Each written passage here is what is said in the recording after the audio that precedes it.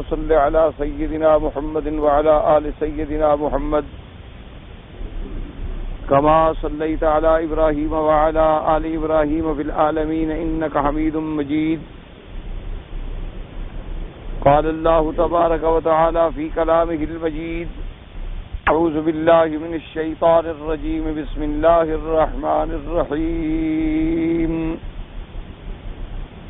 الفجر وليال عشر والشفع والوتر والليل إذا يسر هل في ذلك قسم لذي حجر ألم تر كيف فعل ربك بعاد إرم ذات العماد التي لم يخلق مثلها في البلاد ثمود الذين جابوا الصخر بالواد وفرعون ذي الأوتاد الذين طغوا في البلاد فأكثروا فيها الفساد صب عليهم ربك صوت عذاب إن ربك لبالمرصاد.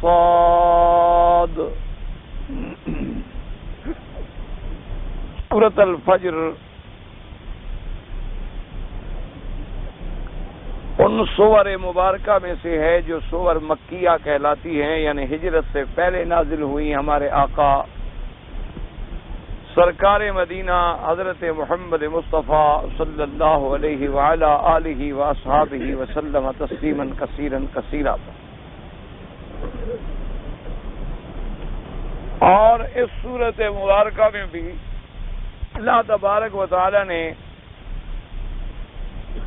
یہ ارشاد فرمایا ہے اور یہ ذکر فرمایا ہے، یا یوں سمجھیں کہ اس کا مرکزی مضمون اور بنیادی مضمون یہ ہے کہ اللہ تبارک و تعالی ظالمین اور مسیئین کو کبھی معاف نہیں کرتے.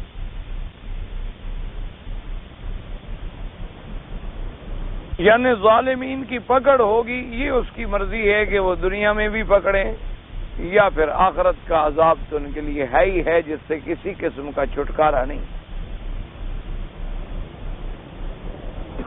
چونکہ پچھلی صورتوں میں آپ بار بار الحمدللہ پڑھتے چلے آ رہے ہیں کہ اس بات آخرت، اس بات بعث کے مرنے کے بعد ہم نے اٹھنا ہے اور اللہ کے دربار میں ہماری پیشی ہونی. اسی ضمن میں پھر ذکر آیا تھا مومنین کا بھی، کافرین کا بھی، شہداء کا بھی، اشقیاء کا بھی. تو اب اس مضمون کی بھی ان کے ساتھ مطابقت ہے کہ اللہ تبارک و تعالیٰ نے وہ آخرت کے عذاب جو ہیں سو ہیں، وہ تو فیصلہ ہے، وہ تو کبھی بدل ہی نہیں سکتا، لیکن کبھی کبھی اپنے عذاب کا نمونہ دنیا میں بھی اللہ دکھلا دیتا. اور اس سورت مبارکہ سے اور اللہ کے قرآن مبارکہ کے احکامات سے مقصد صرف یہ نہیں ہوتا کہ آدمی قرآن پڑھے اور قرآن کا ترجمہ پڑھے اور گزر جائے، یا قرآن پاک کے اندر جو ادب ہے، فصاحت ہے، بلاغت ہے، بداعت ہے، تمام فنون پر جامع ہے، مانے ہے، ان پر تو آدمی اپنے ابحاث، اپنی محنتوں کو لگا دے، لیکن جو قرآن کا سبق ہے، جو درس ہے، اس کو بھول جائے. اصل میں تو قرآن پاک جو ہے وہ ایک کتاب ہدایت ہے، کتاب عبرت ہے، کتاب موعظت ہے، کتاب تذکرہ ہے. اس سے ہمیں ایک سبق لینا. تو اب ان صورتوں کو پڑھنے کے بعد ہم نے سبق کیا لینا ہے کہ بھئی آخر ان قوموں پہ عذاب دنیا میں آئے تو کیوں آئے؟ آخرت میں اگر اللہ اپنے بندوں کو، جن کو اس نے خود پیدا فرمایا ہے، اتنے شدید عذاب میں جو ڈالیں گے تو کیوں ڈالیں گے؟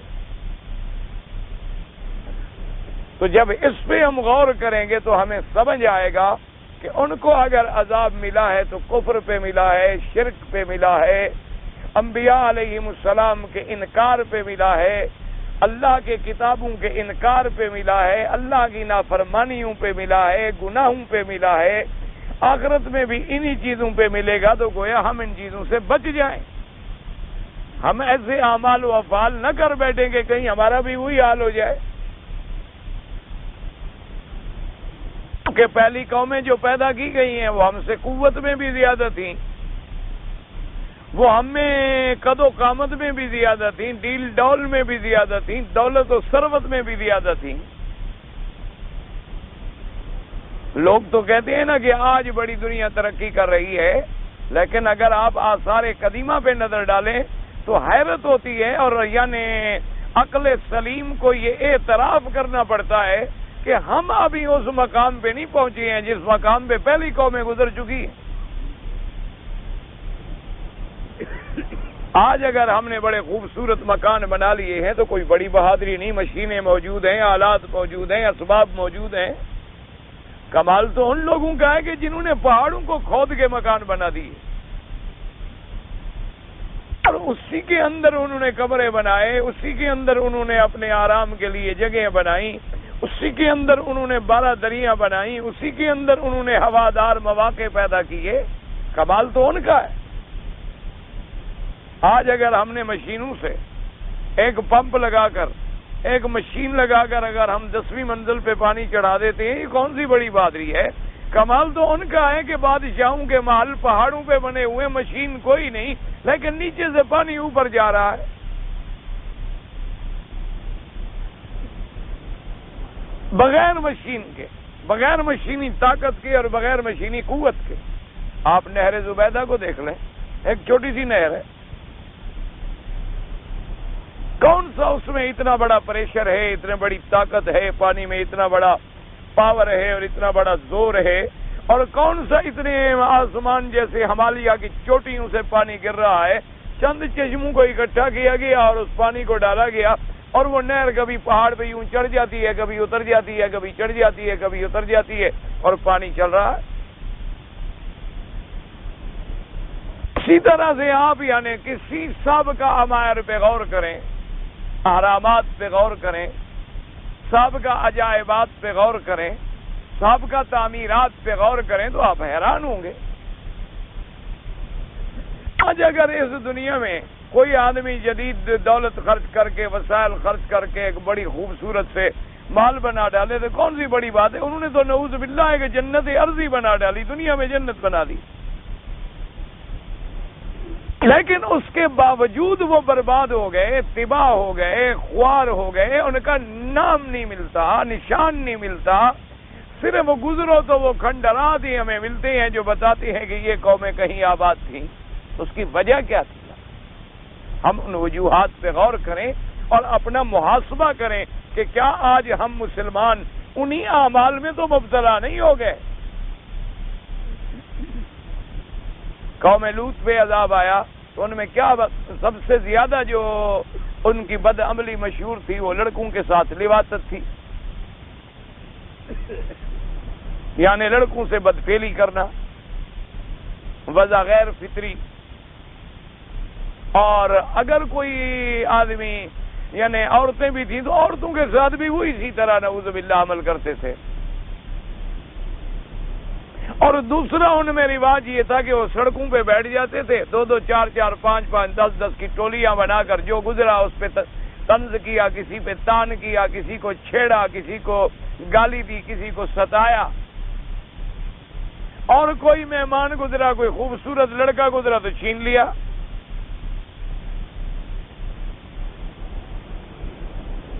اور پھر ان کے زمانے میں جو لڑکے تھے وہ عورتوں کے لباس پہن کے، عورتوں والے کپڑے پہن کے، اسی طرح کے ناز و انداز اور نخرے اختیار کر کے وہ مردوں کو لبھاتے تھے.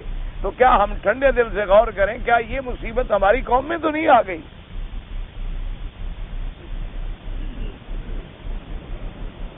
اللہ کا قرآن جو ہے نا، قرآن نے تو صاف فرمایا کلا انہا تذکرہ.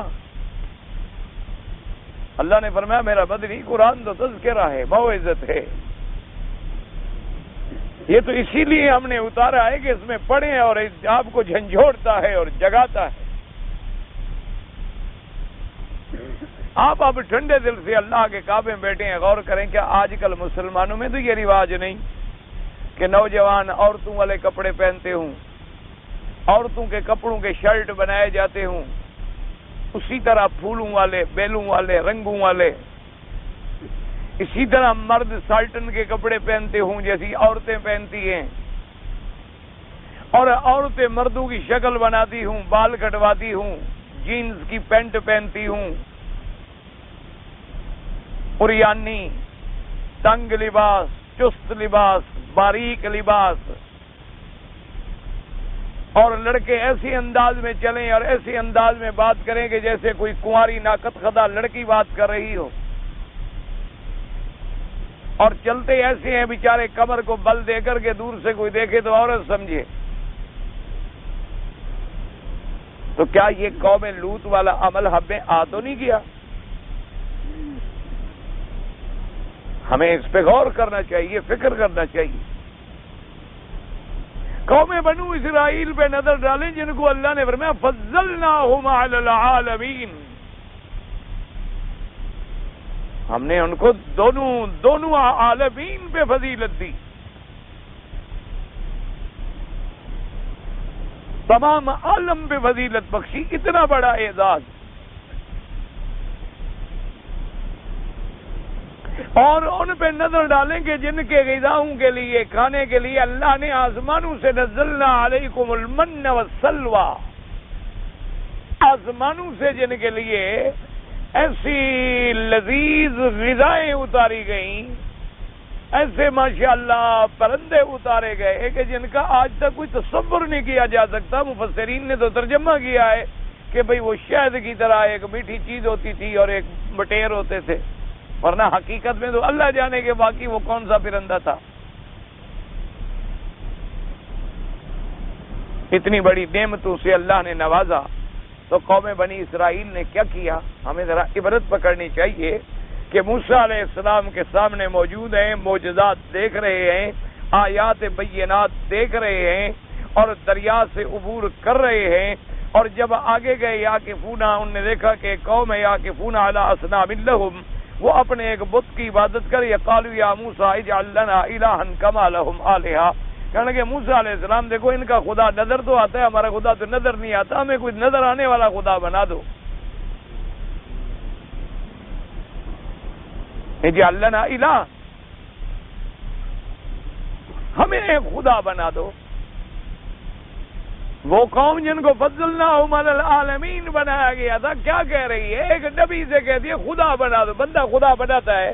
خدا بندے بناتا ہے یا بندہ خدا بناتا ہے؟ تو کیا ہم غور کریں کہ وہ قوم جن کو اللہ نے قرآن جیسی کتاب دی، کعبے جیسا مرکز ہدایت دیا، محمد مدنی جیسا نبی دیا صلی اللہ علیہ وسلم، وہ قوم جس کو اللہ نے قرآن جیسی کتاب دی، اور کعبۃ اللہ جس کو ھدی للعالمین جیسا مرکز ہدایت دیا، اور جس کو میرے مدنی محمد جیسا نبی دیا، آج وہ قوم یہ تو نہیں کر رہی کہ کعبے کو چھوڑ کے قبروں پہ طواف کر رہی ہو، اللہ کا گھر چھوڑ کے قبروں پہ سجدے اور رکوع اور چوکٹ پہ بوسے دے رہی ہو، اللہ کی نظر نیاز چھوڑ کے آستانوں پہ دیگیں چڑھا کے، حلوے چڑھا کے، چادریں چڑھا کے اپنے بچوں کی شفا مانگ رہی ہو۔ جس قوم کو اللہ کے نبی نے سبق پڑھایا ہو کہ اللہ کے سوا کوئی غیب نہیں جانتا، وہ قوم کہے نہیں میرا پیر بھی جانتا ہے، میرا مرشد سب کچھ جانتا۔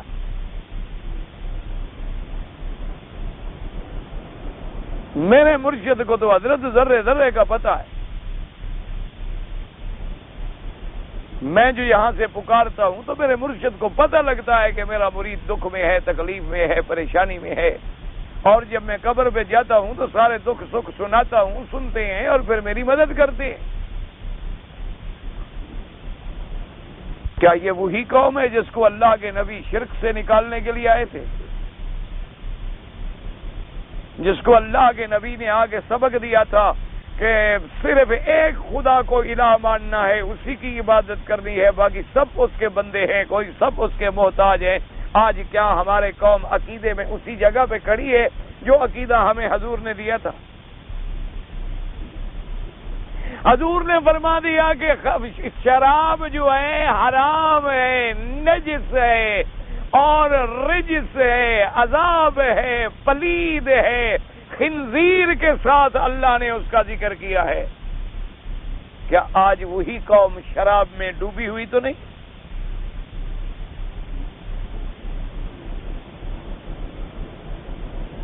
ہر گھر میں شراب، ہر گھر میں بٹھی، ہر گھر میں شراب، کہیں دیسی کہیں ولیتی، کچھ نہ ملے بیچاروں کو تو کوئی گند مند ڈال کے کہیں دفن کر کے اس کو بھی شراب سمجھ لیتے ہیں، اور عذاب ان کو نہ ملے تو یہ یوڈی کلون لگانے والا سپرٹ بھی پی جاتے ہیں ظالم۔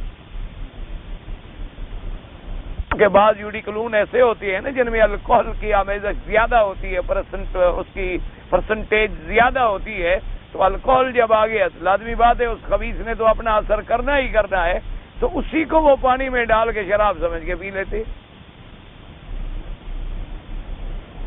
کیا یہ وہی قوم، یہ وہی امت محمد مصطفیٰ ہے صلی اللہ علیہ وسلم جس کے لیے شراب کو حرام قرار دیا گیا تھا؟ یہ وہی امت محمد مصطفیٰ ہے کہ حضور نے فرمایا کہ جوئے اور سود کی ادنا ادنا ادنا ادنا سے ادنا جو نیچے والی قسم ہے اس کا گناہ اتنا ہے جیسے کوئی اپنی ماں سے زنا کرے۔ ادنا قسم، ادنا جو سب سے نیچے۔ کیا یہ آج امت محمد مصطفیٰ کون ہے جس کا معاملہ بینک سے نہیں اور سود سے نہیں اور ربا سے نہیں؟ الا قلیل من عبادی الشکور۔ ہاں کوئی کروڑوں میں 5%، 2% ایسے لوگ ہوں گے جو بیچارے سود سے بچتے ہوں گے۔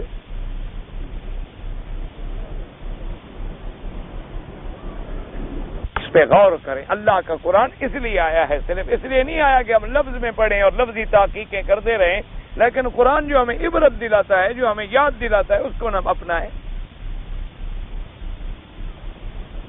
حضور صلی اللہ علیہ وسلم نے اللہ کے حکم سے زنا حرام کیا کہ نہیں؟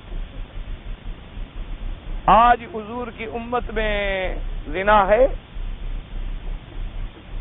بلکہ یوں کہو کہ کون سا گھر ہے جہاں نہیں ہے؟ یوں کہہ سکتے ہو، یوں نہیں کہہ سکتے ہو، یوں کہہ سکتے ہو جی کہ کون کون سا اب گھر باقی رہ گیا مگر جن کو اللہ نے محفوظ رکھا ہو۔ اچھا، نکاح کرنا حلال اور سنت ہے، زنا حرام ہے۔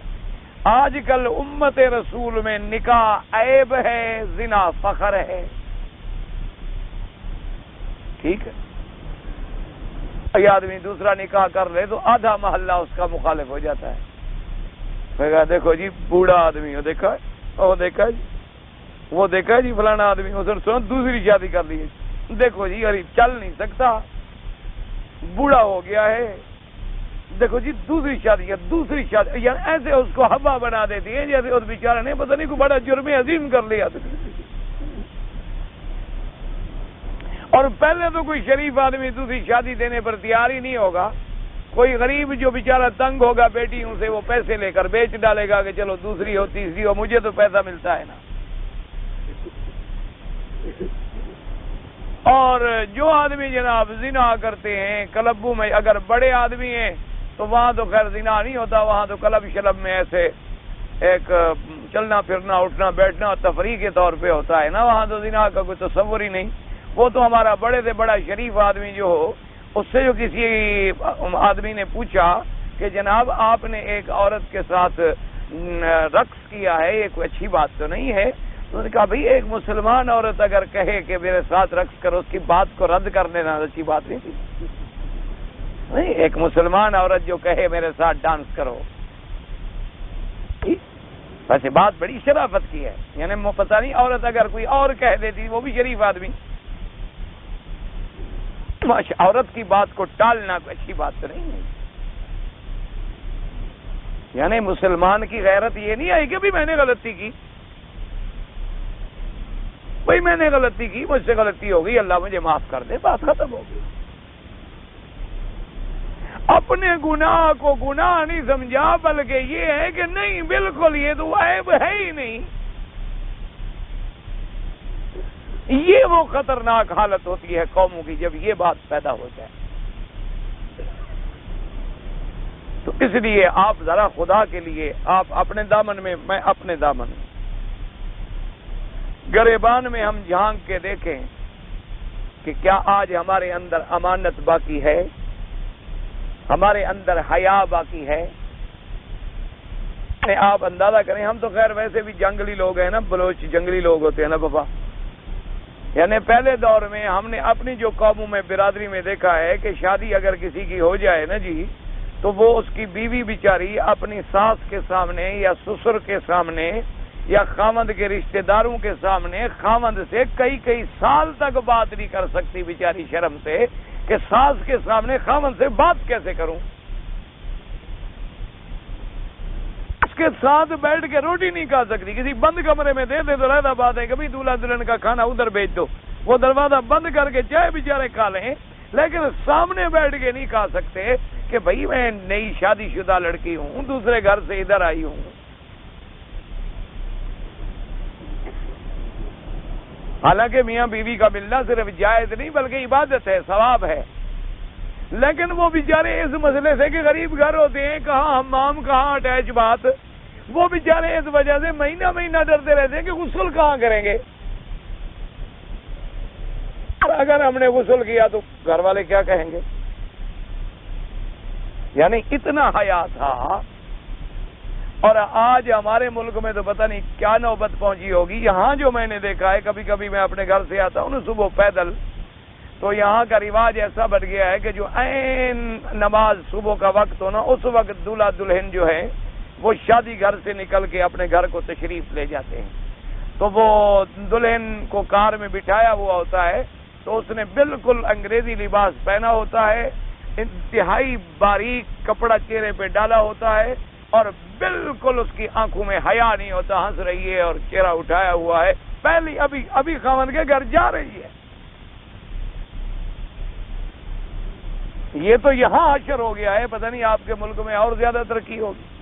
وہاں تو ہمیں موقع نہیں ملتا. اب 20 سال 30 سال ہو گئے، کبھی گئے بھی تو چند دنوں کے لیے، اب شادیاں کھانے کا تھوڑا موقع ملتا ہے.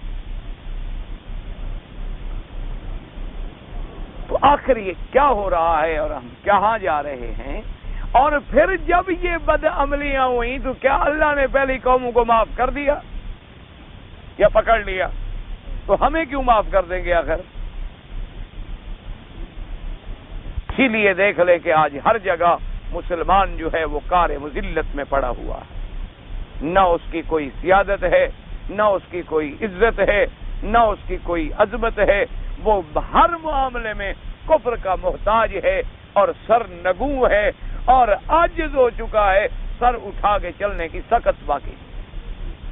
ہر گھر میں عذاب ہے، ہر گھر میں فساد ہے، ہر گھر میں لڑائی ہے، باپ بیٹے میں لڑائی ہے، بھائی بھائی میں لڑائی ہے، قبیلے قبیلے میں لڑائی ہے، قومیں قوموں میں لڑائی ہے، ہندی سندھی میں لڑائی ہے، زبان پر، قومیت پر، لسانیت پر، وطنیت پر، علاقائیت پر، صوبائیت پر، پتہ نہیں کیا کیا جھگڑے ہیں. اصل وجہ کیا ہے؟ اللہ اور اللہ کے رسول سے دوری. ہم دور ہوتے گئے، عذاب ابھرتے ہیں.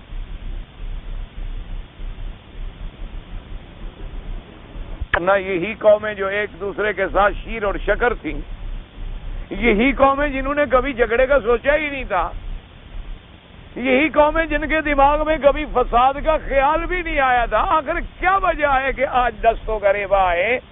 وجہ بالکل آسان ہے کہ حضور سے پہلے اسی طرح قومیں دستوں غریباں تھیں. جب میرے مدنی آ گئے، اسلام آ گیا اور لوگوں نے اسلام کو پکڑ لیا، سارے جھگڑے ختم ہو گئے. رحماء بینہم. اب ہم اسلام سے ہٹتے گئے، وہی پہلے والے جھگڑے، وہی پہلے والی شراب، وہی پہلے والا ربا، وہی پہلے والا زنا، وہی پہلے والی عریانی، وہی پہلے والی قتل ریزی، خون ریزی، فساد. ایک سیدھی سادی سی بات ہے.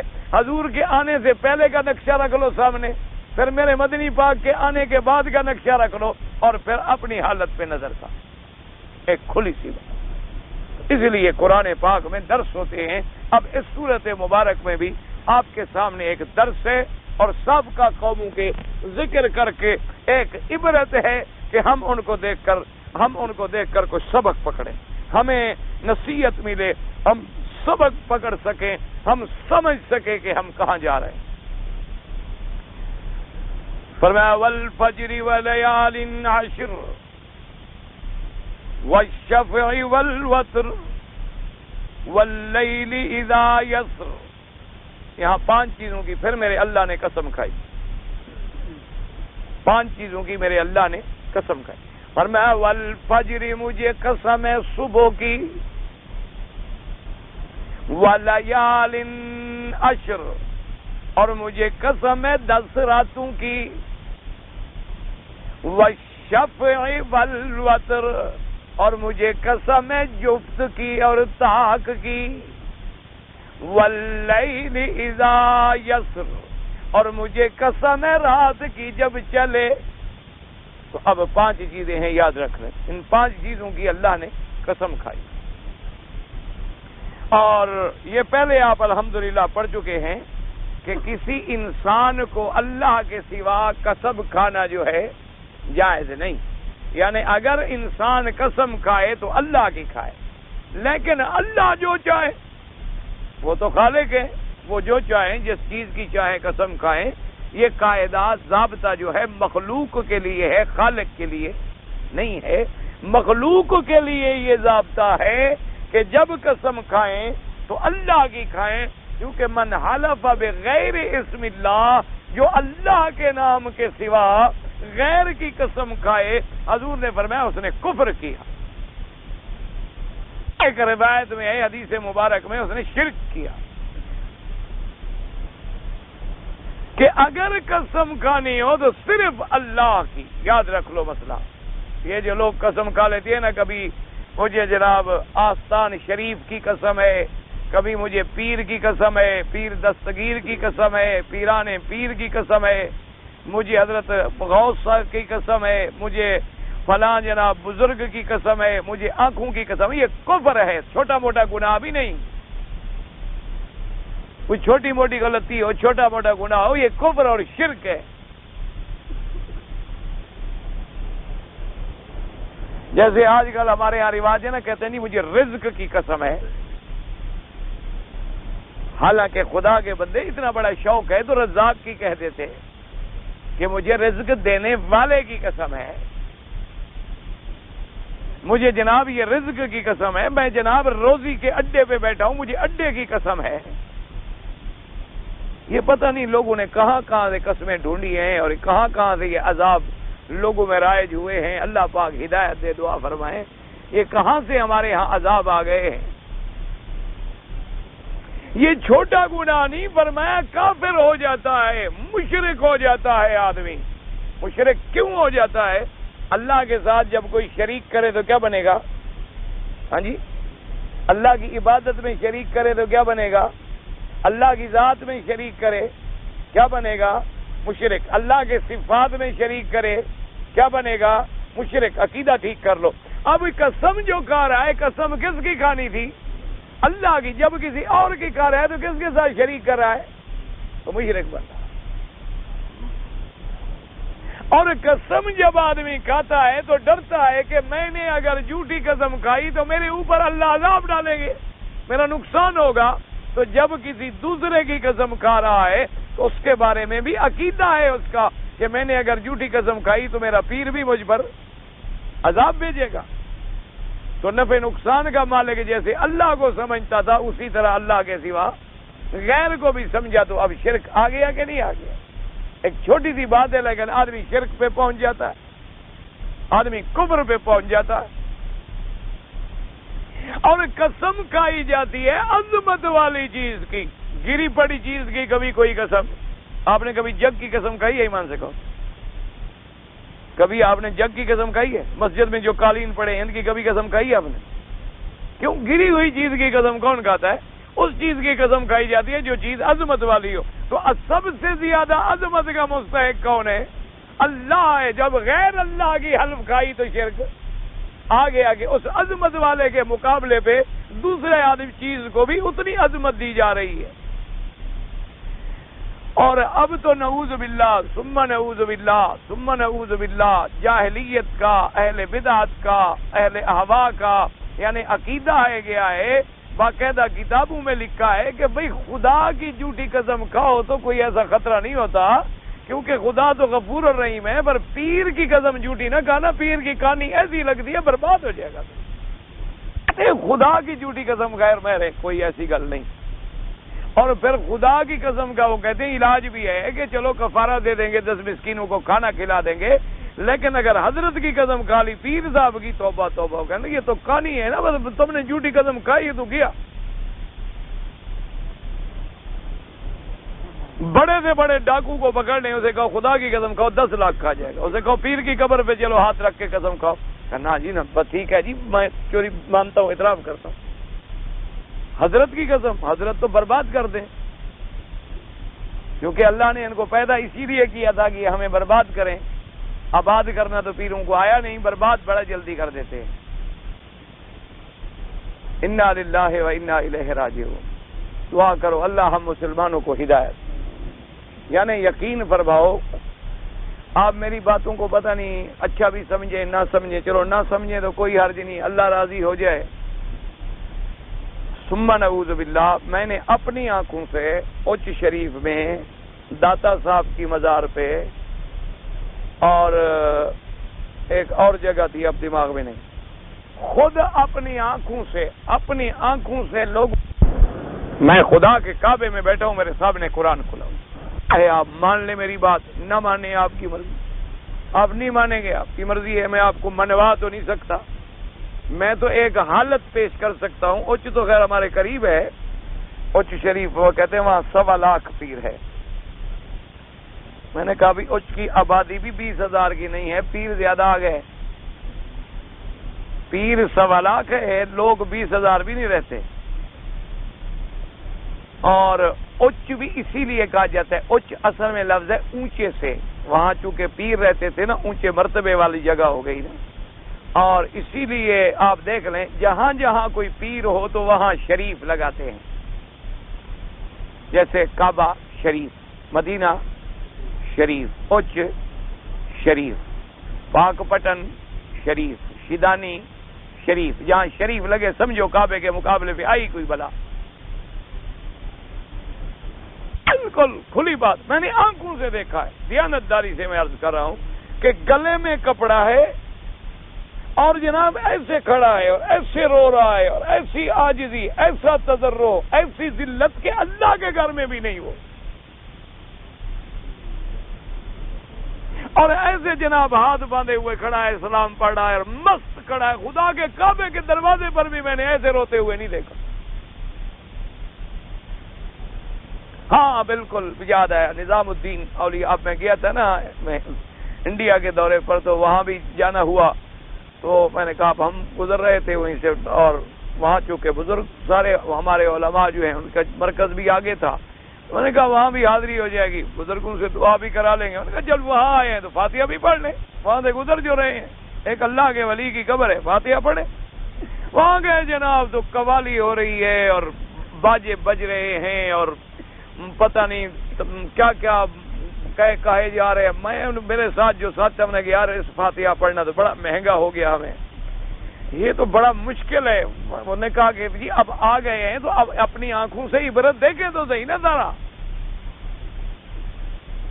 اب آنکھوں سے، ایک ہوتا ہے کہ میں ایسی سنی سنائی بات کروں، وہاں جناب قوالی لگی ہوئی ہے اور لوگ ایسے ہاتھ باندھ کے جھول رہے ہیں، مست کریں. اور ہزاروں میلوں سے سفر کر کے آئے ہوئے لوگ، ہزاروں میلوں سے سفر کر کے ہوائی جہازوں کے ہوائی جہاز بھر کے آئے ہوئے لوگ کھڑے ہیں جناب. کوئی منت اتار رہا ہے، کوئی پھول چڑھا رہا ہے. اور جو پھر باہر سے آتا ہے، پہلے وہ جو ان کے جالی بنی ہوئی ہے اور جگہ بنی ہوئی ہے، پہلے چوکٹ پہ بوسہ دیتا ہے، چوکٹ پہ بوسہ دے، پھر ہاتھ باندھ کے پھر اندر جاتا ہے، پھر طواف کرتا ہے، 3 چکر لگاتا ہے، پھر سرانے کی طرف آگے جو مٹی کے بنے ہوئے رکھے ان کو، پھر پھر ہاتھ باندھ کے کھڑا ہوتا ہے، کہتے حضرت اب مہربانی فرماؤ، آپ کے دروازے سے خالی نہیں جاؤں گا۔ نہیں، آپ مجھے ایمان سے کہیں شرک اور کیا بلا ہے آخر؟ آپ ٹھنڈے دل سے کہیں اللہ ان اولیاء کی قبروں پہ کروڑوں رحمتیں کرے، انہوں نے ساری زندگی شرک مٹایا، لیکن ان کی موت کے بعد ہم نے ان کی قبروں کو شرک کا مرکز بنا دیا۔ انا للہ و انا الیہ راجعون۔ اسی لیے میرے مدنی پاک نے اپنے رب سے دعا مانگی تھی کہ اللہم لا تجعل قبری وثنا یعبد، میرا اللہ میری قبر کو بت نہ بنا دینا کہ لوگ آ کے بتوں کی طرح پوجیں۔ آمنہ کے لال کی دعا ہے، حضور خاتم الانبیاء کی دعا ہے، سرکار مدینہ کی اللہم لا تجعل قبری، یہ نہیں فرمایا صرف میری قبر کو عبادت، فرمایا وثنا، میری قبر کو بت نہ بنا دینا، جیسے لوگ بتوں کو چومتے ہیں، ہاتھ لگاتے ہیں، مسا کرتے ہیں تبرکن، پھر رخ پہ پھیرتے ہیں، چومتے چاٹتے ہیں، جھکتے ہیں اور پھول چڑھاتے ہیں، نظریں چڑھاتے ہیں، ان کے آگے نیاز رکھتے ہیں، پیسے پھینکتے ہیں، میرا اللہ میری قبر کو بچانا۔ حضور نے دعا مانگی، صلی اللہ علیہ وسلم نے دعا مانگی کہ میرا اللہ، اور اللہ نے میرے مدنی کی دعا ایسے منظور فرما دی، فرمایا میرے مدنی آپ نے دنیا میں شرک کو مٹایا ہے، تیری قبر پہ میں ایسی حفاظتی انتظام کر دوں گا دنیا تیری قبر تک پہنچ نہیں سکے گی، اور ان کو حفاظت کے لیے کھڑا کروں گا جو مشرکین کو کوڑے مارے۔ قبر تو قبر، تیری جالی کو بھی نہیں چومنے دوں گا۔ یہ حضور کی دعا ہے، یہ میرے مدنی پاک کی دعا منظور ہوئی ہے۔ اور ایک دعا فرمائی اور دوسرا پہلی قوموں کا حال فرمایا، فرمایا لعن اللہ الیہود والنصارى اتخذوا قبور انبیائہم مساجدا، فرمایا اللہ یہود و نصارہ پہ لعنت کرے کہ انہوں نے انبیاء کی قبروں کو مساجد بنا، سجدہ گاہ۔ یہ تھوڑا ہے کہ وہی نماز پڑھتے تھے، مانا جیسے نماز میں سجدہ ہوتا ہے، رکوع ہوتا ہے، انہوں نے تو قبروں کو سجدہ گاہ بنا دیا، انہوں نے تو قبروں کو عبادت گاہ بنا دیا۔ آج ایمان سے کہے ٹھنڈے دل سے، میرا کوئی بھائی ناراض نہ ہو، بالکل خدا کے کعبے میں اللہ اس کو لایا ہے مرکز ہدایت میں، ذرا غور کرو کیا ہمارے بزرگوں کی قبروں پر یہ ہو رہا ہے؟ نہیں ہو رہا۔ اور اگر ان کو کوئی سمجھائے تو سمجھانے والے کو کیا خیال ہے آپ کا؟ پہلے تو اتنے پتھر ماریں گے، میرے خیال ہے جمرۃ العقبہ پہ ہی کم پڑتے ہیں۔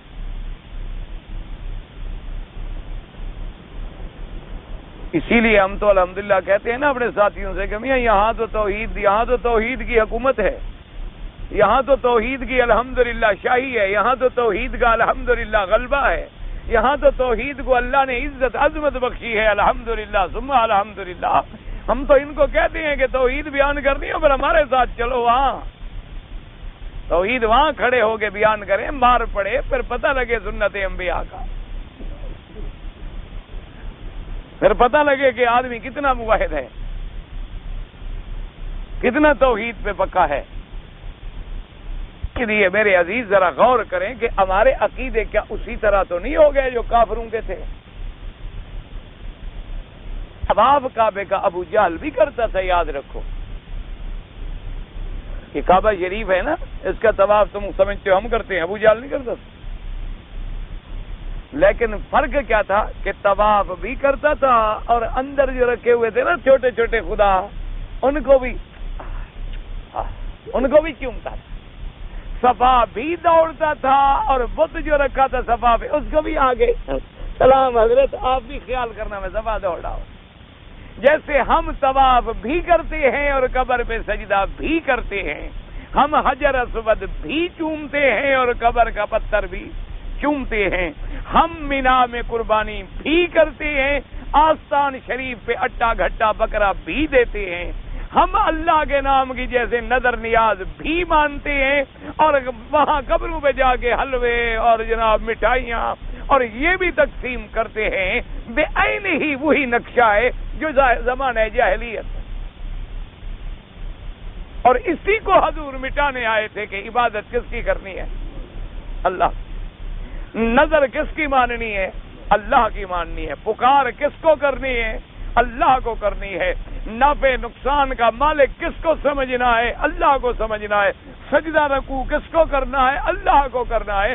یعنی حضور نے کمال کر کے دکھلا دیا نا کہ ایک کونے میں اتنا سا پتھر ہے، اس کو تو بوسہ دیا، سارے کعبے کو بوسہ نہیں دیا، سمجھا دیا کہ بھائی بوسہ مسئلہ نہیں، مسئلہ اللہ کے حکم کی تعمیل ہے، جہاں اجازت ہے وہاں بوسہ دینا ہے، جہاں اجازت نہیں ہے وہاں نہیں دینا ہے، ورنہ سارا کعبہ کوئی کم احترام والی چیز ہے؟ اللہ کا کعبہ نہیں، اللہ کا گھر نہیں، حجر اسود شان والا ہے تو باقی کعبہ تو سارا شان والا ہے۔ جس جگہ کو اللہ فرما دیں گے میرا گھر ہے، بات ختم ہو گئی۔ اللہ نے صرف یہ تو نہیں فرمایا کہ حجر اسود میرا پتھر ہے، اس نے تو فرمایا کعبہ میرا، کعبہ جو ہے اللہ کا گھر ہے، بیت اللہ ہے، اتنی نسبت ہو گئی۔ تو اب جناب دیکھیں اللہ نے یہاں 5 چیزوں کے فرمایا والفجر ولیال عشر، مجھے قسم ہے صبح کی۔ بعض علماء نے فرمایا صبح سے مراد ہر دن کی صبح ہے، یعنی لفظ عام ہے، والفجر الصبح، بس کون سی صبح نے کہا نہیں بس ہر صبح۔ اور بعض علماء نے فرمایا کہ نہیں، خاص صبح ہے، عام صبح نہیں۔ والفجر، انہوں نے کہا اس سے مراد ہے صبح 10ویں کے دن کی، یوم النحر، قربانی کس دن شروع ہوتی ہے مینا میں؟ 10 کو، 9 کو آپ کہاں ہوتے ہیں؟ عرفات۔ انہوں نے کہا ہر دن کی رات ہوتی ہے لیکن یوم النحر کی رات کوئی نہیں۔ یہ مسئلہ ہر دن کی ایک رات ہوتی ہے لیکن یہ 10ویں کا دن ہے، اس کی رات نہیں ہے۔ کیا مانا؟ کہ ہر دن رات کے تابع ہوتا ہے۔ اگر آج رمضان کا چاند نظر آئے تو تراویح ہم شروع کر دیں گے، حالانکہ روزے تو صبح رکھیں گے، آج تو روزہ نہیں تھا، آج تو چاند نظر آیا، لیکن چونکہ چاند نظر آ گیا تو وہ دن اس رات کے تابع ہو گیا، رات سے ہی تراویح شروع ہو گئی۔ اچھا، دن رات چاند عید کا نظر آ گیا تو عید کی رات آ گئی، حالانکہ عید تو ہم دوسرے دن پڑھیں گے، چونکہ ہر دن اپنی پہلی رات کے تابع ہوتا ہے۔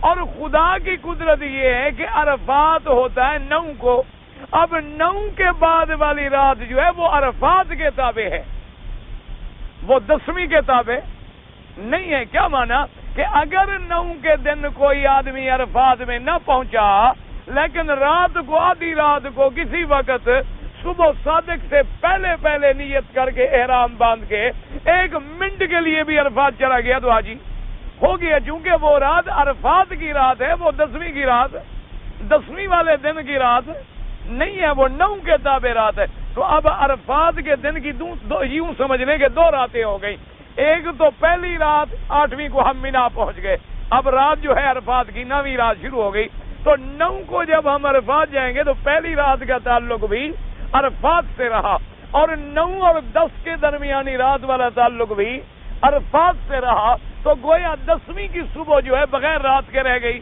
باقی تو ہر سال کے ہر دن کے اندر رات ہے، یہ ایک ایسی صبح ہے جس کے ساتھ رات کوئی نہیں۔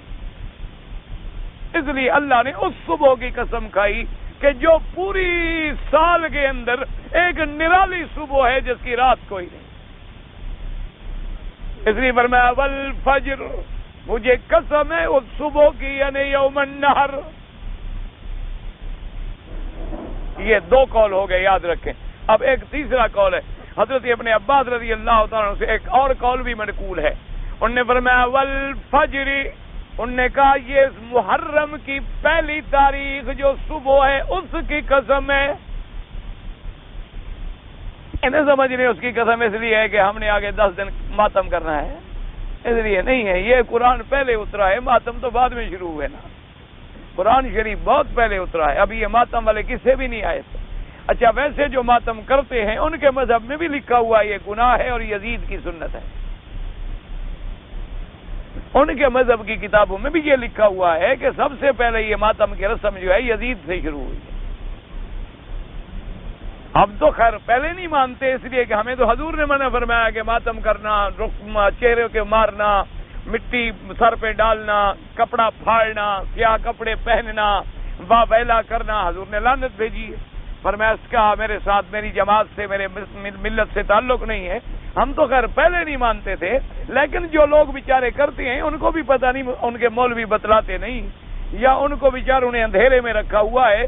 ان کے کتابوں میں بھی یہ لکھا ہوا ہے کہ اس کا دین سے کوئی تعلق نہیں، بلکہ سب سے پہلے یہ جب حضرت حسین رضی اللہ تعالیٰ عنہ شہید ہو گئے تو یزید کی بیوی نے یہ شروع کیا تاکہ لوگوں پہ یہ ظاہر کر سکیں کہ بھی ہمارا تعلق اس قتل سے نہیں تھا، ہم تو بے گناہ ہیں، دیکھو ہم تو ماتم کر رہے ہیں، ہم تو رو رہے ہیں، ہمیں تو غم ہے ان کا بڑا. تو نے کہا اصل بھی یہ شروع وہاں سے ہوا.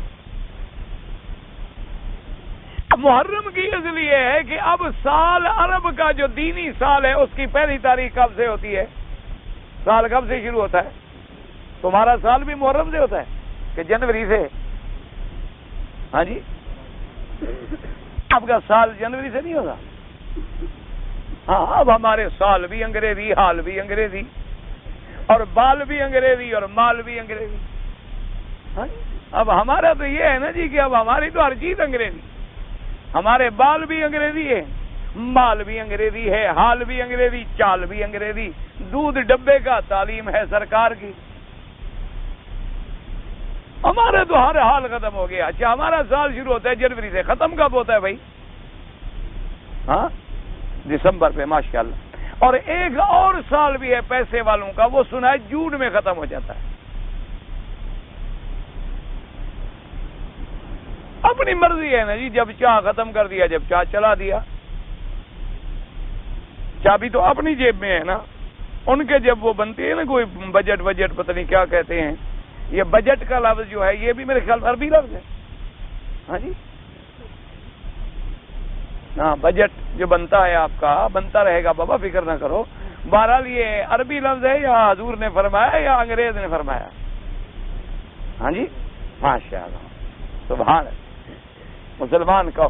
اور بجٹ جب بناتے ہیں آپ وہ عربی میں بناتے ہیں، اردو میں، کس زبان میں؟ کیوں؟ ان کی اولاد ہیں ہم، باپ دادے کی بولی کی اتنی حفاظت ہے کہ ہماری ہر جگہ جو وہ بولی بولی جاتی ہے. ایک وہ ہمارا باپ لگتے تھے، دادے لگتے تھے، کیا لگتے تھے وہ بھئی؟ اگر دین کا رشتہ ہے تو وہ محمد مصطفیٰ سے، اگر ابوت و بنوت کا رشتہ ہے تو آدم و حوا سے، اور اگر اپنے علاقے کی بات ہو تو اردو سے. لیکن اگر یہ عذاب جو ہمارے یہاں آ گئے کہ وہ سب کچھ ہوئی ہے،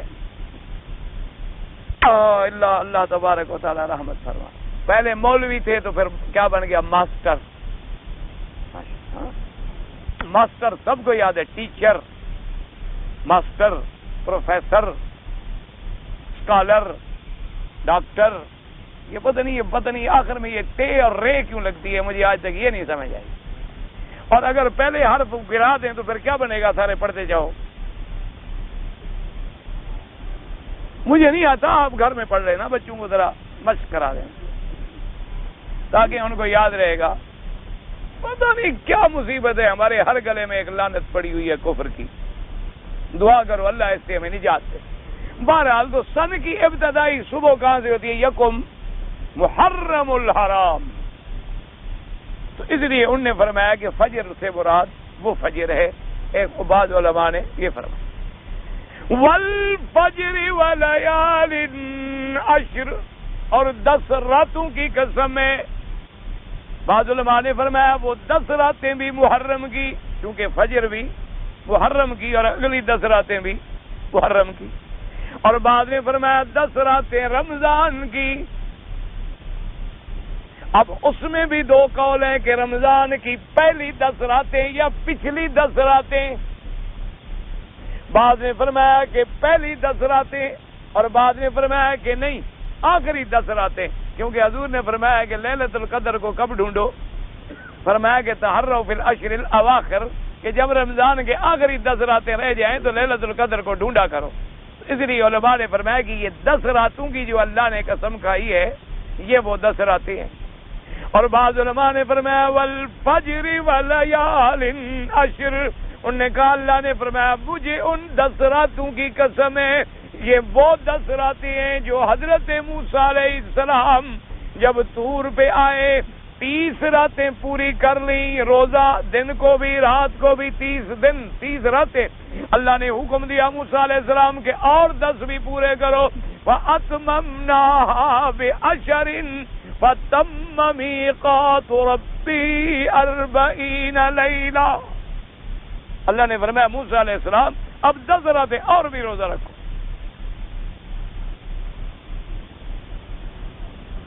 10 راتیں اور روزہ رکھا گیا تو کتنی ہو گئی؟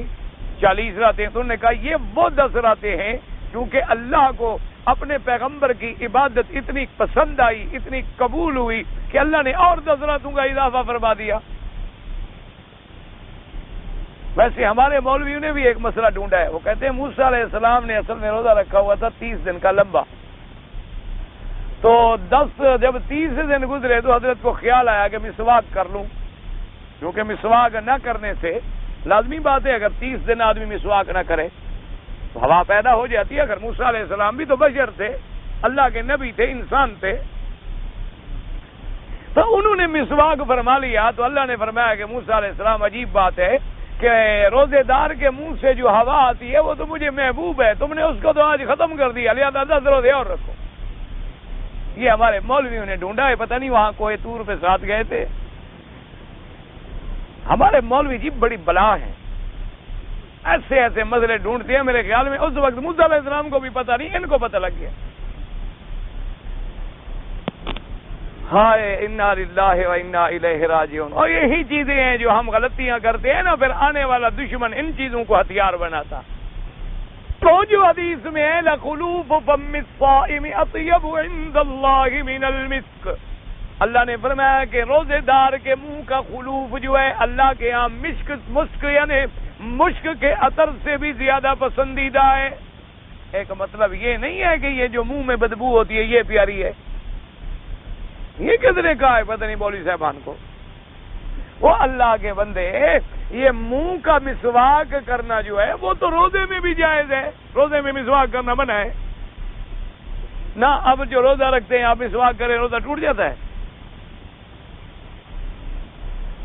وہ تو بعض فقہا نے لکھا ہے کہ بھی آخر یعنی جب سورج ڈوبنے کا وقت قریب آ جائے یا عصر کے بعد نہ کرے بہتر ہے، تاکہ کچھ روزے کی سختی اور کچھ خشکی اور علامت باقی رہے۔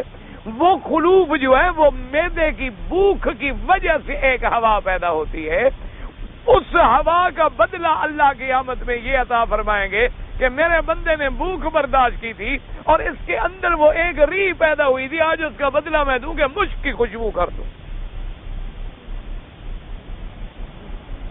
اس کا معنی یہ نہیں کہ اللہ کے پیغمبر کے منہ میں ہوا آ گئی اور آپ نے 30 دن مسواک نہیں فرمایا۔ اور پھر اللہ کے نبی پاک ہوتے ہیں، اللہ کے نبیوں کی اللہ حفاظت فرماتے ہیں، حضور کے بدن مبارک پہ کوئی گندی چیز بھی نہیں بیٹھتی تھی۔ حضور صلی اللہ علیہ وآلہ وسلم، اب آپ کا پسینہ، میرا پسینہ، مولوی کا پسینہ، پیر کا پسینہ، ذرا جناب 2 دن 3 دن کپڑے نہ بدلو، میں کہتا ہوں ساتھ جو کوئی نہ بیٹھے، لیکن حضور کے پسینے سے تو خوشبوئیں آتی تھیں جو عطر میں بھی نہیں تھی۔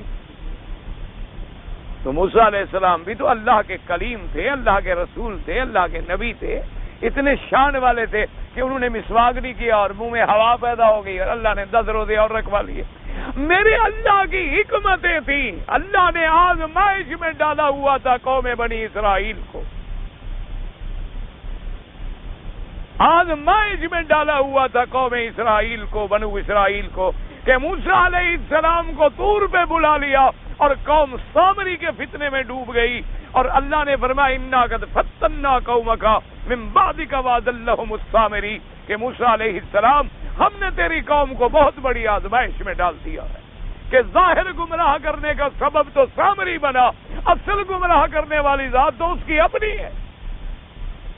اس لیے موسیٰ علیہ السلام نے عرض کیا تھا کہ میرا اللہ ٹھیک ہے سبب سامری بنا ہے، ٹھیک ہے کہ گائے کا بچڑا سامری نے بنایا، سونا سامری نے پگھلایا، اس کو لوگوں کے سامنے سامری نے رکھا، لیکن میرا رب کریم اس سونے والے بچڑے میں آواز کس نے پیدا کی؟ اس کو گوشت اور پوست کا کس نے بنا دیا؟ اللہ نے فرمایا وہ تو میں نے کر دیا۔ تو اس نے کہا اللہ میاں ان ہی الا فتنہ، تو پھر آپ نے خود ہی ان کو آزمائش میں ڈالا۔ اللہ نے فرمایا کہ ہاں تم نے ٹھیک کہا ہے، ہر چیز تو میرے ہاتھ، اسباب ظاہری کچھ ہوتے ہیں لیکن اصل ہدایت دینے والا بھی وہی ہے، اور چاہے ہدایت دے اور چاہے تو گمراہی میں ڈال دے۔ من يهده الله فلا مضل له ومن يضلله فلا هادي له، یہ قاعدہ ہے، یاد رکھو۔ اصل میں قوم کی ادھر آزمائش مطلوب تھی اور اپنے پیغمبر کا بھی امتحان مطلوب تھا کہ اپنا پیغمبر رات دن روزے میں ہے، عبادت میں ہے۔ اللہ نے فرمایا موسیٰ اور بڑھاؤ عبادت کو، اور عبادت بڑھائی گئی۔ اتممناها بعشر، 10 راتیں بڑھائی گئیں۔ فتم میقات ربہ 40 لیلۃ، وہاں 40 رات پوری ہو گئی۔ تو بعض علماء نے فرمایا یہ ان 10 راتوں کی قسم ہے جو موسیٰ علیہ السلام کے لیے بڑھائی گئی تھی، اللہ نے اس کی قسم کھائی۔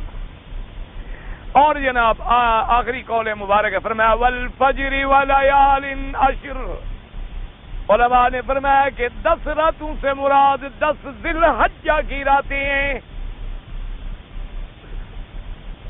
اللہ نے فرمایا کہ 10 ذی الحج کا جو مہینہ ہے اس کے پہلی جو 10 راتیں ہیں، الحج اشہر معلومات، فرمایا حج کے مہینے شوال، ذوالقعدہ اور ذی الحجہ کے 10 دن، یہ حج کے مہینے ہیں۔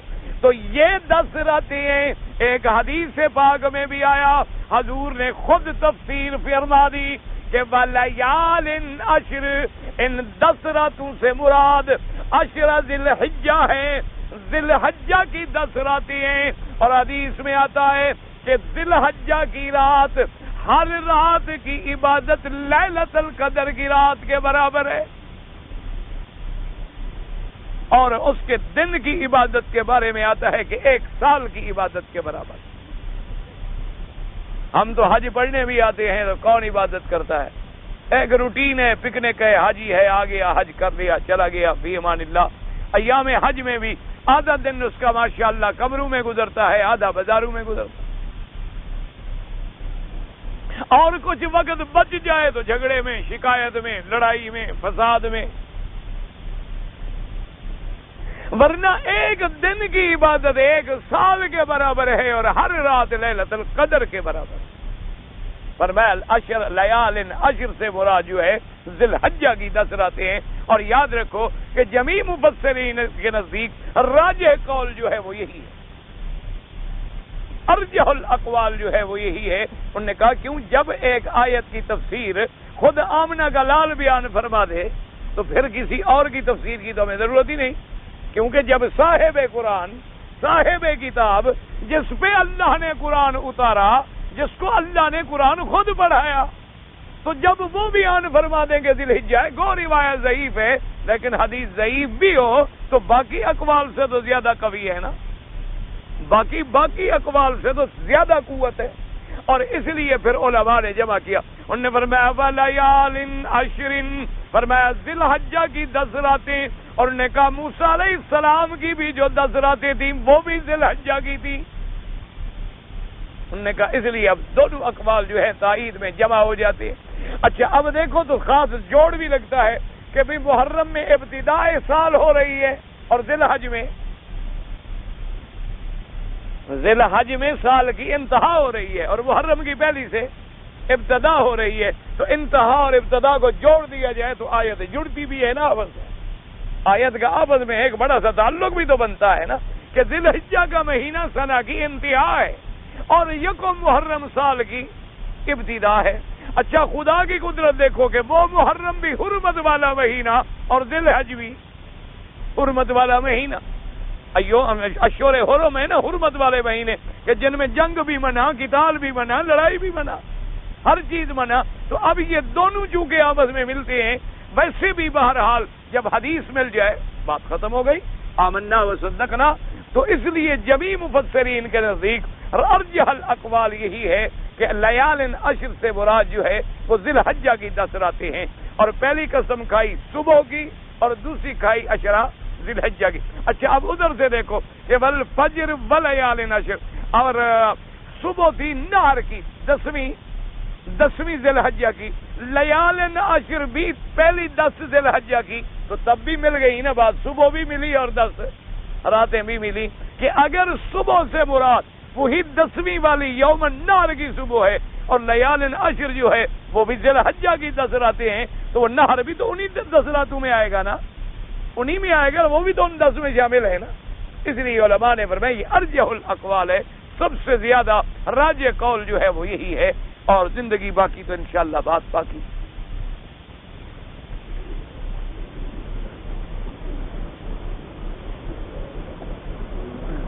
کہتا ہے جی کہ بعض لوگوں کو جب یہ کہا جاتا ہے کہ حضور صلی اللہ علیہ وسلم وفات پا چکے ہیں تو وہ ناراض ہو جاتے ہیں، وہ کہتے ہیں کہ حضور نے وفات نہیں پائی بلکہ ایک پردہ ڈال دیا گیا ہے اور ہمارے اور آپ کے درمیان میں ایک پردہ حائل ہے، اور جو کہتے ہیں کہ وفات پا گئے ہیں وہ گستاخ ہیں اور نبی کی توہین کرتے۔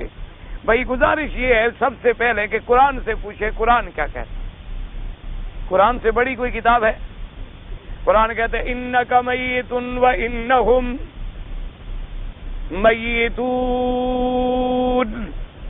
اللہ کا قرآن کہتا ہے تحقیق محمد مدنی صلی اللہ علیہ وسلم آپ پہ بھی موت آنی ہے اور ان سب پہ بھی، اللہ کا قرآن کہتے ہیں آپ پہ بھی موت آنی ہے۔ اچھا دوسری جگہ قرآن کہتے ہیں ما کان محمد ابا احد من رجالکم، 2۔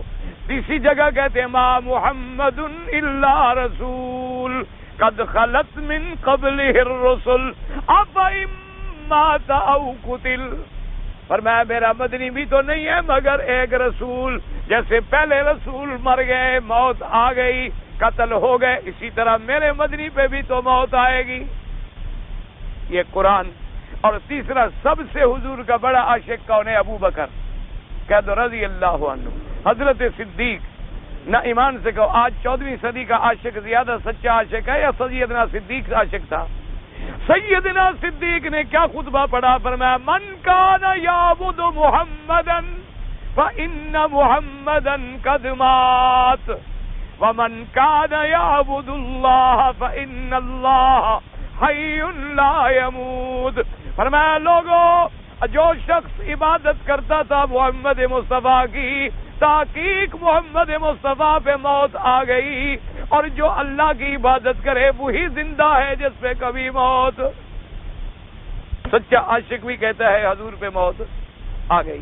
اچھا پھر حضور کو روضہ مبارک میں دفن کیا گیا کہ نہیں، قبر مبارک بنائی گئی کہ نہیں، تو موت بھی نہیں آئی، تو پھر صحابہ حضور کے خیر خواہ تھے کہ زندہ دفن کر دیا؟ نعوذ باللہ، آپ صحابہ کو اتنا بے ادب مانتے ہیں؟